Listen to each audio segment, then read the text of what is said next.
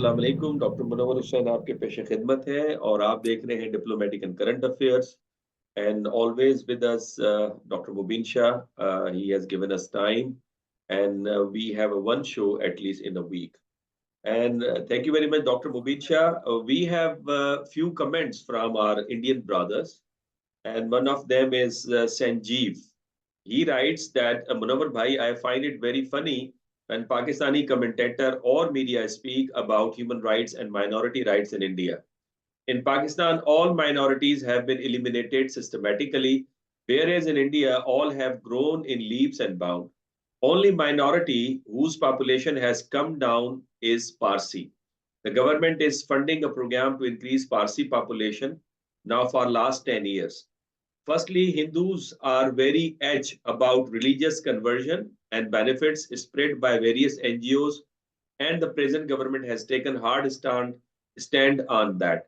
Secondly, the government has taken very hard stand on illegal construction of religious places, irrespective of religions, and so many temples have been dismantled. There is ample religious freedom and freedom of speech in India. You try speaking anything negative about government and establishment in Pakistan, and you will not be seen next day. Dr. Saab, this is the perception about Pakistan, and I would say that systematically minority has not been eliminated in Pakistan since birth rate in the Muslim population is higher than the minorities. So this is the reason that minority ratio is decreasing day by day. What is your viewpoint, sir, on this comment? Sir, on this, I basically, because I don't live in Pakistan, I have not lived in Pakistan, but we are, as a Kashmiri, we are very closely connected with Pakistan as such. And we look to what they are doing, they are not doing, and comparing it with India. And the thing is this thing that, yes, the person concerned has raised an important point. But let us be very frank. What does he talk about minority? They are minority. They are not taking. They are taking the biggest minority in India is Muslims. What have they done? What have they done?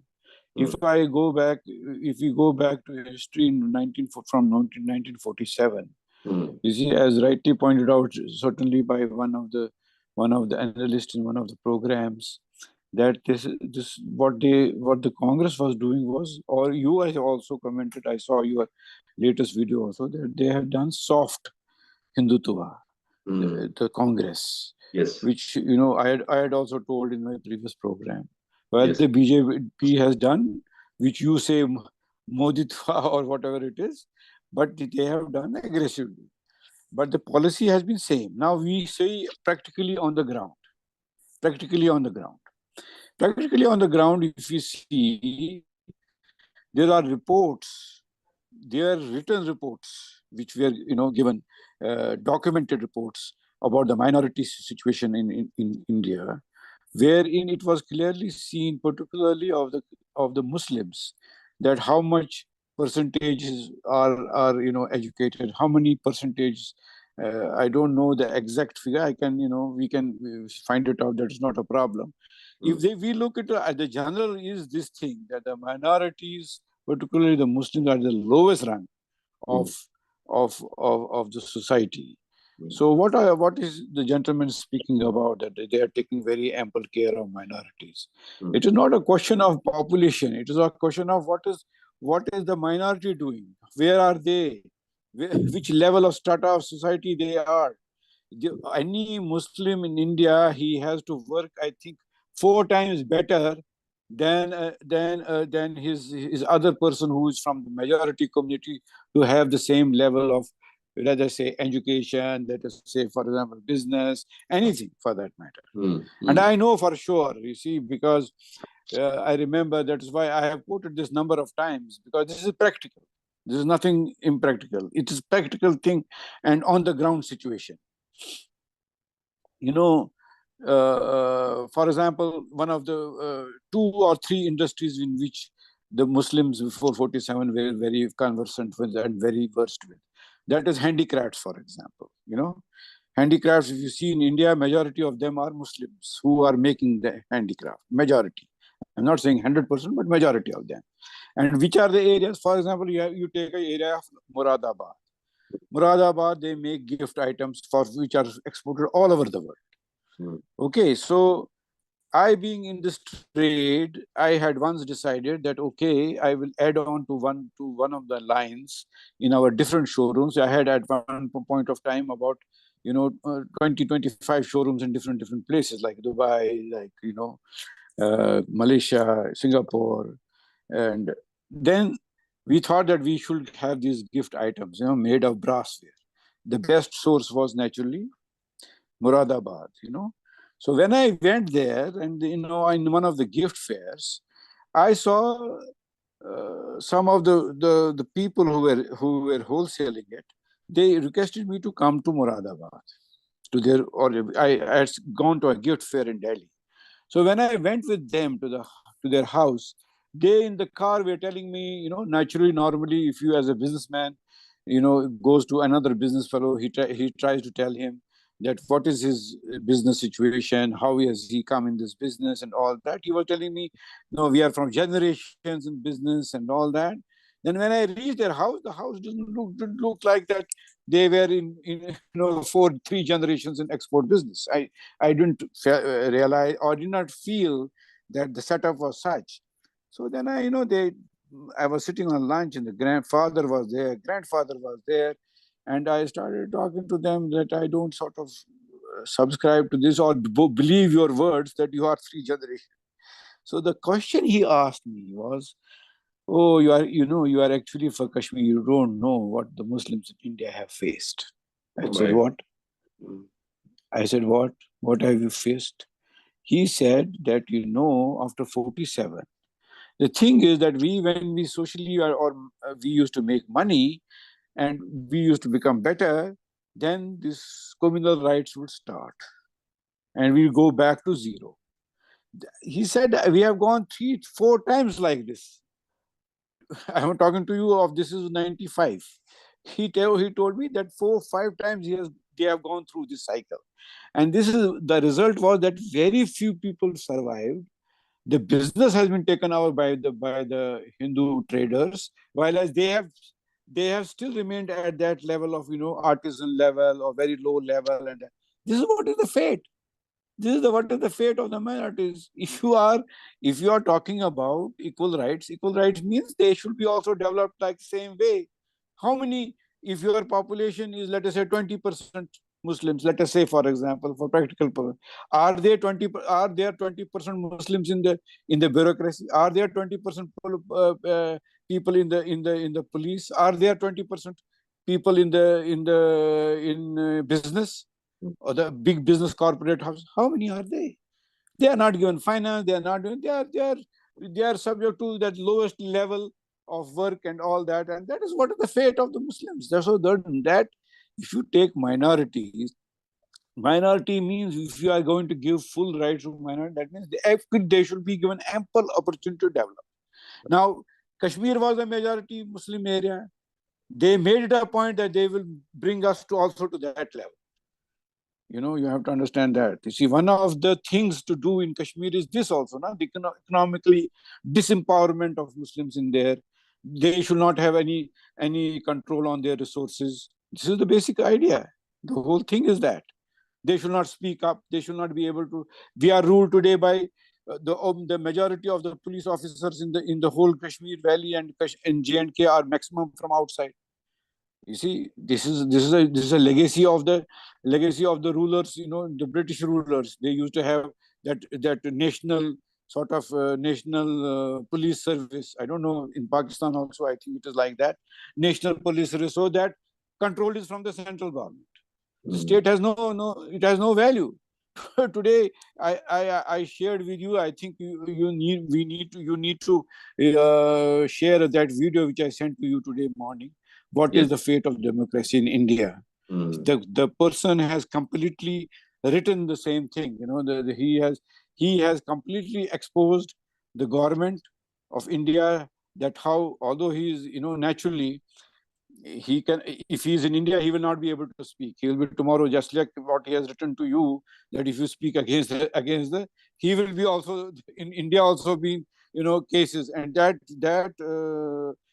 video has completely explained the way how the Modi government is finishing all the opposition to him. It is going to become a one state. It is a fascist state. It is converting. It is saying it is not a democracy. Democracy is there also in North Korea. He is very North Korea. It is also Russia. They also vote for Putin. But do you consider a democracy? Yes, North Korea also, the leader is voted. 98% he gets votes. Yeah. He's also elected. That is not democracy. The thing is that because there is this thing that if you do not vote for this, if you work like that, that means that is also called Democratic Republic of Korea. Is a name of North Korea. Yeah. So that is not, you have to be practical about it. What is democracy? So I think I don't know about you. You are better suited to tell about the minorities in Pakistan. Yes, we see very few people. Let us say the one thing which we follow Kashmiris was cricket. We saw very few people from the minorities playing for Pakistan. But at the same time, we see keeping in view the number of population in India. That means if you have 11 players, 20% should be more than 3 players or 4 players at a time should be play for India. No, but I'm not saying that this should be the percentage. It depends on the skills, but the development of that skills, the opportunity given to that is also a matter. Because you don't give an opportunity to a person who from the minority community. How will you be able to recognize the skills of that person? Dr. So Saab, this is in all. Sindh, since I am living in Sindh, many are Hindu brothers. They are playing very important role in the development of Sindh province, and economically they are very active. And one of People's Party, one of from Hindu community movement from Thar area, they have given ticket to her, and now she is in the National Assembly. So I think we are taking care of them. Dr. Saab, we have another comment from another friend from India, J4096. He says, good Pakistan should keep dreaming such positive thoughts.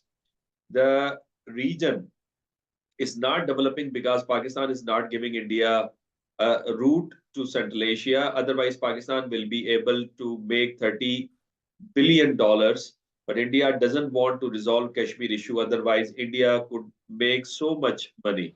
I guess you forgot India has Shah Bahar port in Iran, which connects India to Central Asia, Afghanistan, and Russia via Caspian Sea. Roadways and train lines connect both the ports, which Iran has leased to India. India never built such connectivity via Pakistan to Afghanistan or Central Asia. Anyway, Kashmir is no more an issue for India. If Pakistan tries to create or support militants or terrorists in Kashmir, they will be punished by the FATF immediately. And 1962 can't repeat because China knows India is a nuclear power country. After 1972 Shimla Agreement, it's agreed Kashmir is a bilateral issue. So no third party intervention. So no UN or any other country can intervene. So Pakistan can't do anything else but do internal politics about it. If Pakistan really wants to solve Kashmir issue, then they should agree current LOC as international border. Both countries can agree on giving citizenship to people who desire to leave one side or Kashmir or the other side and take citizenship. That way people will be happy in both countries. Dr. Saab, my early response is that Kashmir is a disputed territory. It is recognized by international organization, which is UN, and it is recognized by the Simla Agreement. Chabahar was leased to India, but unfortunately, because of slow work, Iran has cancelled that lease. So I think many Indians, they do not know about this. Then the land route, which is very economical for Indian trade to Central Asia and Afghanistan and Caspian Sea, is in fact through Pakistan, and CPEC is the viable route. Then he talked about the FATF. In fact, the FATF has prepared a report on India, and on which they claim that India is a country which is terror financing in whole world. And lastly, current LOC as an international border, I think whether Kashmiris would accept it or not, that would not be the proper solution. What is your viewpoint, sir? So first of all, the question is the LOC regarding. Let us speak about the LOC. If Kashmiris would have agreed that LOC should be the permanent border, then the issue of Kashmir would have been solved long time back. Oh yes. You see, so question is this thing. First of all, this is a misnomer. This is a LOC is a misnomer. It is actually the ceasefire line. The actual basic, you see, because unfortunately, with time we are using the nomenclature of the occupier. You know, we should go back. Actually, I am also responsible for it, because when we are doing it, we were saying LOC trade.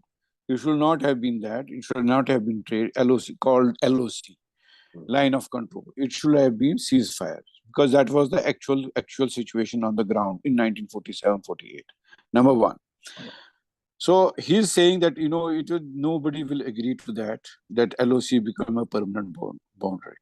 It is not going to agree. Nobody, no power neither in Pakistan and neither any Kashmiri will agree to it. So leave it that aside. Now, second point of his is that it is a bilateral issue. Baba, it was never a bilateral issue. Yes, there was, because of the Simla Pact, there was written that, you know, that all the issues between India and Pakistan will be bilaterally discussed, solved, sorted out. So that was 1971. Okay. So till 1981, all these years, you cannot go on banking on the same thing. But there was still that if it is not solved, the UN thing will again come into play. You see, it was not that Pakistan it was there, that bilateralism was there, but they have themselves broken that bilateral treaty.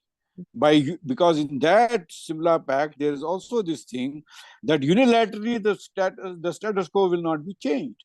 By removing 370, that is why we as activists from Kashmir or people from Kashmir had demanded from the Pakistan government that they should announce completely that bilateralism is finished after this August 5th, 2019.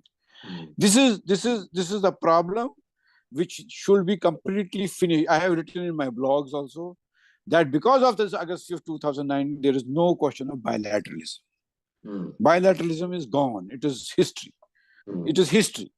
So the onus of responsibility of finishing bilateralism is on India only, because they have unilaterally changed the status quo, which was there till 1971 or till the Simla Pact was. So this is another part of it. So second, bilateralism. Now the third part is whether CPC is beneficial to India, not to India, what is the advantages, and other. Economically, I have written papers on it on my blog. There is complete, I have, if you can, I can put it on this page also, that, I have written a long time back in 2016, before 2019. I have written impact of China-Pakistan economic corridor on Kashmir. I have technically, because at that period of time in 2016, I was promoting a sort of we were promoting as a business people, we were promoting a peaceful way out. Peaceful way out was that we had started this, what we called that time wrongly, LOC trade. Yeah. It was done, in 2008, 2009. It was started then. And then we had actually, when I became president of the Kashmir Chamber of Commerce in 2006, I had promoted an idea that the Indian government should declare the Indian occupied Kashmir as a free zone. So everybody would laugh towards me, because I had lived in Singapore for 13 years. And I had seen that what are the benefits of a free economic zone. Basically, if you take it, the model of Singapore is a free economic zone. It was a free economic zone, right? Now there is some GST and all, but previously there was no zero tax for import, export, everything was zero. So they developed on that basis. So I was 13 years there. And I studied and I thought that when they can do it, why not us? So somebody will tell me, how could you, because you don't have a sea, but we are situated in a place which has borders touching China, Afghanistan, Central Asia to a certain extent, Pakistan and India. So if we are declared free economic zone, then the opportunity came in 2008, 2009, when LOC sort of, which we are saying LOC trade started. Okay. So I became the president of the Joint Chamber of Commerce in 2012, 2014, in which the Azad Jammu and Kashmir Chamber of Commerce was there, Mirpur. We were there, Kashmir Chamber of Commerce was a member, and Jammu Chamber of Commerce and was member. We were able to pass a resolution, all three chambers, that the whole of Jammu and Kashmir of 1947 should be declared as a free economic zone. What was the idea behind it? The idea was that this was a precursor to a peaceful settlement of Kashmir. Peaceful settlement, trade will start, everything will start. And this is where the CPC came to us in benefit. We said we will have connection with the CPC because a part of CPC goes through the original Kashmir. Original Kashmir means Gilgit, Baltistan, everything included. So we will be connected with it, and through this area, India can get connected to CPC without any problems. Free economic zone Kashmir, whole Kashmir will be there. It will be a peaceful. The sovereignty part can be decided after 5 years or 6 years or 7 years down the line, because when there will be trust developed and all that developed, then only. So if somebody tells us like this, Chabar and this, that means there is a need. There is a need for India to go to Central Asia. So the need can be solved through Kashmir easily, and at the same time settle Kashmir in a amicable, peaceful manner. This was our idea till 2019. When 2019 the whole thing fell, in the sense the whole situation changed because they annexed Kashmir. It is not only, it is rightly put, the word is annexed Kashmir, because till then there was still hope that something can be got for Kashmiris as well on both sides of Kashmir. So this was our thinking at that point of time. And this CPEC thing, you see, this is the thing. That is why it is important that the policy makers of Pakistan make it a very, very concrete thing, because I have seen your blogs also. You sometimes support you have your views. Every Pakistani has a view of his own, but then you forget Kashmir. Then you tell to Kashmiri, sorry, we will not be able to do anything about it. You forget and think about your future with India or whatever it is. Then that is the only way, because you see, the policy makers in Pakistan have to decide. If they have to have a relationship with India of trade and all these things, then they have to forget Kashmir. Because I will tell you one thing. First of all, as a trader, as a businessman, I know trade is never going to be advantageous to Pakistan. All your industries will be hollowed out. You can bring any businessman on this platform from Pakistan, even the presidents of those organizations who are there. We can have a very interaction on this. Let them convince, let us me, and in turn the Kashmiri people, that if they do trade with India, they will not be able to forget Kashmir, and the business in Pakistan will be beneficial for the industry of Pakistan. See, trade can be, you see, GDP is not what? GDP is combination of all, import, export, everything. You will be only an import nation, nothing else. Whatever you are making today, you will be surmounted by the cost. You see, you have to understand this thing. Why India has got a negative balance with China in trade? Why? because the cost of production in China is much lower than even India.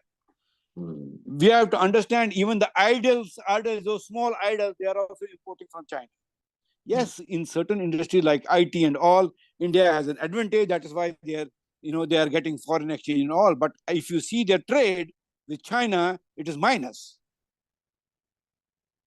So if Pakistan does it, think on those lines. I don't know how a big businessman like Nishad Group or all, he gave one a statement. He's depending everything on the imports from India. He will make money on the imports of India. Nothing else. He will not be able to. I am a businessman. We had 5 factories in Kashmir. You know what was our basis of putting up those factories in Kashmir? How will we compete with any manufacturer in India? No, we will not. The only items which we could compete with India would be if the raw material is available in Kashmir. For example, fruit. You think any fruit-based industry, processing industry will be advantageous for Kashmir because the raw material is there. You see, you have to understand this. Second, if we have any industry, let us say handicraft, because the handicraft people are in Kashmir, they only can make it. Nobody in India can make it. And third was that if the cost of transportation of any item is not very much, we will not be able to compete with any Indian manufacturers. I give a further example. At this time, we have got at least 5 to 6 cement factories in Kashmir. Cement factories, because the raw material is there. That is, limestone is there, sand is there. Basic coal have to be imported from other parts of India. Okay, but what is happening? I am just giving you an example. If a bag of cement costs 500 rupees, Indian, 500 rupees, let us say, for example, and if it is imported from other parts of India, the transportation cost comes so much that the person can still make money even at selling at the same price as what an Indian bag landed cost will be there. Now, when this train will come, those industries will also wind up because they cannot compete then, because the freight component will go very low. I have an example that, when this LOC trade thing happened, there used to come also cement through Amritsar, Wagah, when the trade between India and Pakistan. Pakistani cement was coming to Kashmir. It was cheaper. Landed cost was cheaper. So you have to understand that only those industries will survive in Pakistan, which will have either raw material there or the cost of production will be much lower than India. You cannot compete with Indian labor. Indian labor is still very cheap. Okay. India could not compete with China because Chinese labor was more productive. The difference between China and India is that the productivity of the Chinese laborer or skilled labor is at least 1.5 twice than. Why these Americans and all put their factories first in China? Because their cost of production was much lower. Now it has increased. That is why they have gone to Vietnam with the same thing, same item, same thing. Why they are going to Vietnam? Because of the cost.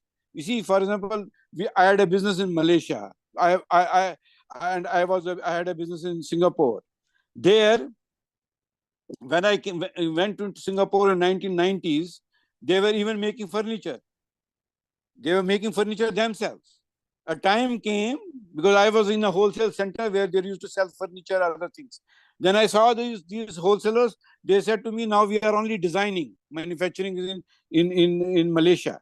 Manufacturing is in Indonesia. Now it has shifted further to Vietnam. Why? Because labor cost is lower. See, this is the point. This has to be understood by the planners of this, whatever, who are talking about having trade with India and all that. Let them first tell us which industries they can bring, which they can compete with India.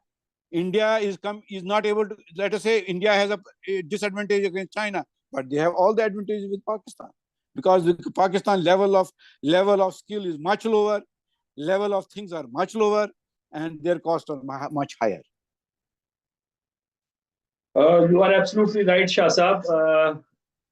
In the next show, we would talk about, inshallah, 2 very important developments. One is regarding I know this point I did not, elaborate in the sense that he was talking about, because in that article which I will share on your this thing, I have explained technically that what is the advantage of shorter route.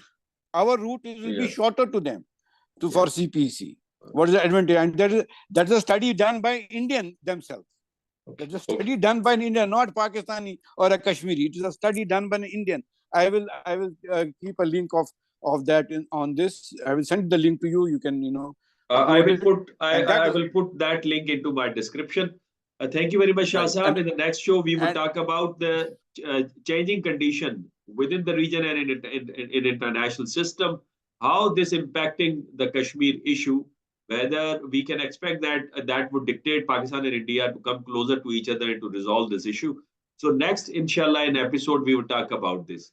So thank you very much for your okay, time, sir. viewers. Thank You you. have listened, Dr. Mubeen Shah Sahab. He has elaborated, he has explained the queries which were raised by the Indian brothers and friends, and we are waiting for your comments as well. And in the next show, we would try to give answer of all those questions which would be raised by the Indian friends. Thank you very much once again. Allah Hafiz.